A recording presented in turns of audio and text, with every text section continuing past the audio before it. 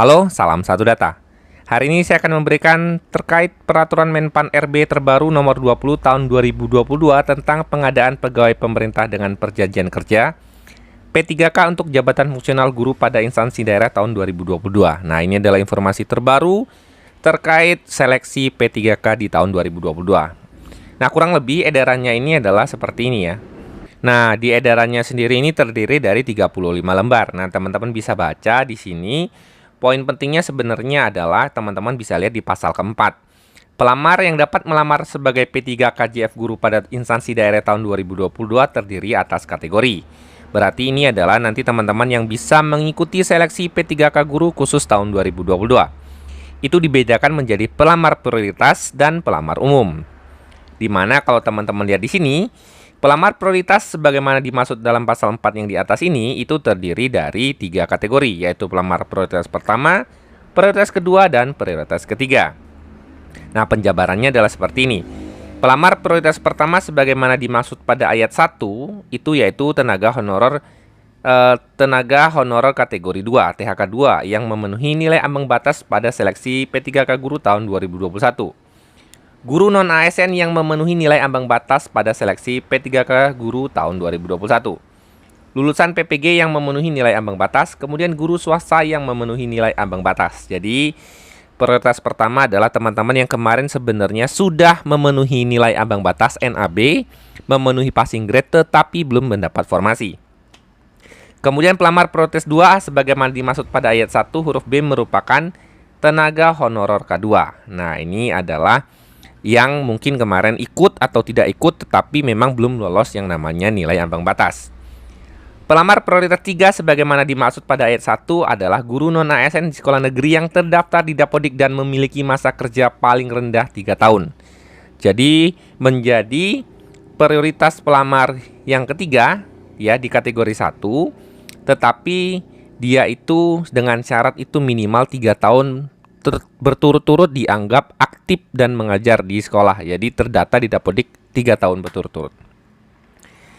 Pelamar umum sebagaimana dimaksud pasal 4 huruf B terdiri dari lulusan PPG yang terdaftar pada database kelulusan PPG dan pelamar yang terdaftar di Dapodik.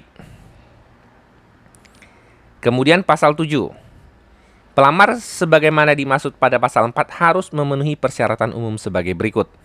Warga negara Indonesia, usia paling rendah 20 dan paling tinggi adalah 59 tahun. Ya, itu sesuai dengan syaratnya itu 1 tahun sebelum teman-teman pensiun.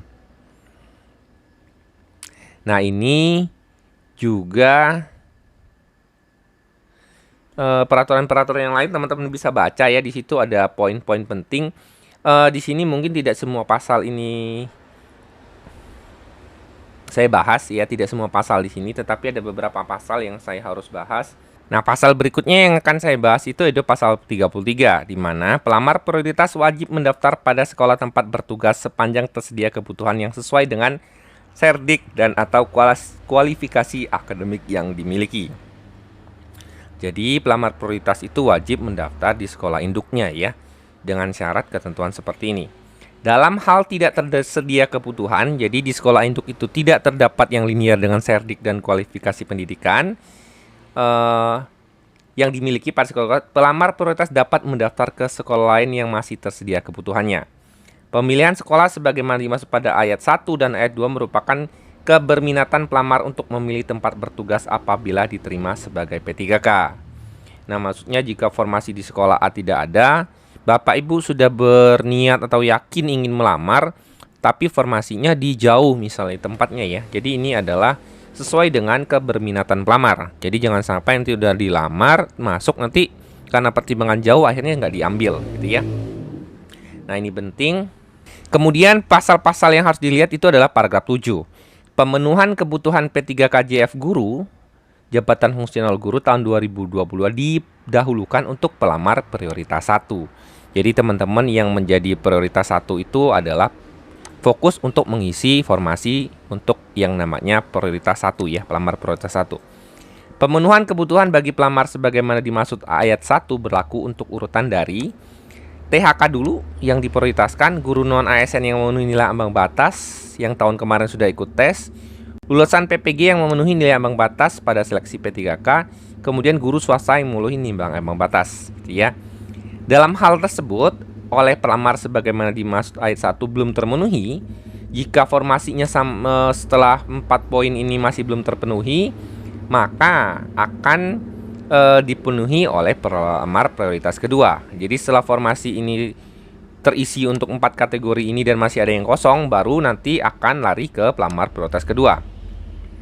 Nah, jika ini belum terpenuhi juga, yaitu non-guru ASN di sekolah negeri yang terdaftar di Dapodik dan memiliki masa kerja paling rendah 3 tahun. Jika masih ada sisa formasi, maka akan dipenuhi oleh pelamar umum, gitu ya. Nah, ini teman-teman bisa lihat. Kemudian di sini juga ada penambahan nilai. Jadi ada beberapa tambahan, sama seperti yang kemarin ya. Jika memiliki Serdik itu adalah nilai tambahan 100%.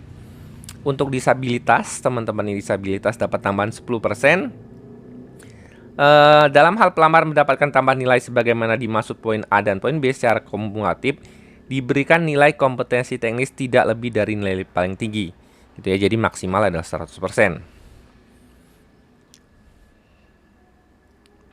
Penambahan nilai sebagaimana dimaksud pada ayat 1 diperhitungkan sebagai nilai awal pada masing-masing seleksi kompetensi dan termasuk sebagai komponen penentu terpenuhinya atau tidaknya nilai ambang batas kompetensi teknis pelamar, ya. Nah, ini teman-teman bisa baca di surat-suratnya ya. Itu beberapa poin penting sebenarnya yang saya sampaikan, paragraf-paragraf menjadi perhatian dan concern teman-teman untuk seleksi P3K di tahun 2022. Semoga informasi singkat ini bermanfaat. Salam satu data.